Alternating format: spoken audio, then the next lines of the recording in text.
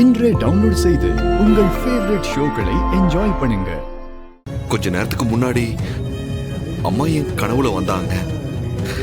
எனக்கு விவரம் தெரிஞ்சு இத்தனை வருஷத்துக்கு அப்புறம் அம்மா என் கனவுல வந்தது இதான் ஃபர்ஸ்ட் டைம். அதுவும் அவங்களோட நினைவு நாளுக்கு முன்னாடி வந்திருக்காங்க. அம்மா என்ன சொல்ல வராங்கன்னு என்னால புரிஞ்சுக்க முடியாம யோசிச்சேன்.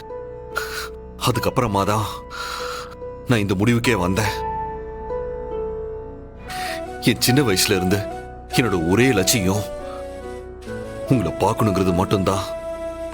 ஆனா அப்படி பார்த்ததுக்கு அப்புறமும் என்னால உரிமையோட உங்களை அப்பான்னு கூப்பிட முடியல. நீங்க என்கிட்ட கேட்டுக்கிட்ட ஒரே ஒரு காரணத்துக்காக தான் நான் அதையும் பொறுத்துக்கிட்டு இருக்கேன். இப்ப முதல் முறையா நான் உங்ககிட்ட இந்த உதவியை கேட்கிறேன்.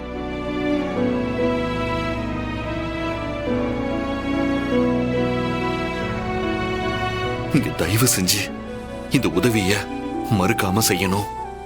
உங்க கையால திதி கொடுத்தா அம்மாவோட ஆத்மா நிம்மதியா சாந்தி அடையும். நான் அப்படிதான் நம்புறேன். நீங்க இல்லாம உங்களை பார்க்க முடியாம அம்மா நிறைய கஷ்டங்களை அனுபவிச்சிருக்காங்க. வாழும்போதுதான் அவ்வளவு கஷ்டங்களை அனுபவிச்சுட்டு போனாங்க. அட்லீஸ்ட் இப்பவாது உங்களால அவங்க கொஞ்சம் நிம்மதியா இருக்கட்டுமே.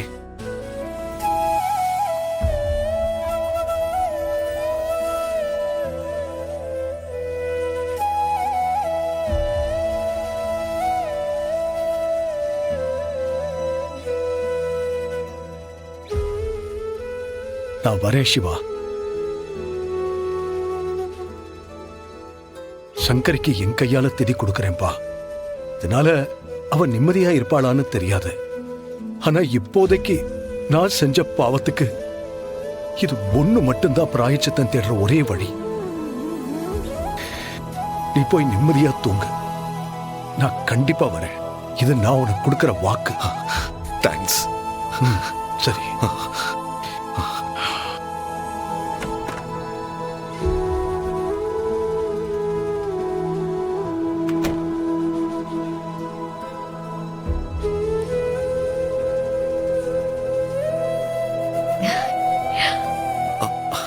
ஹைலி, நீ எல்லாத்தையும் கேட்டியா?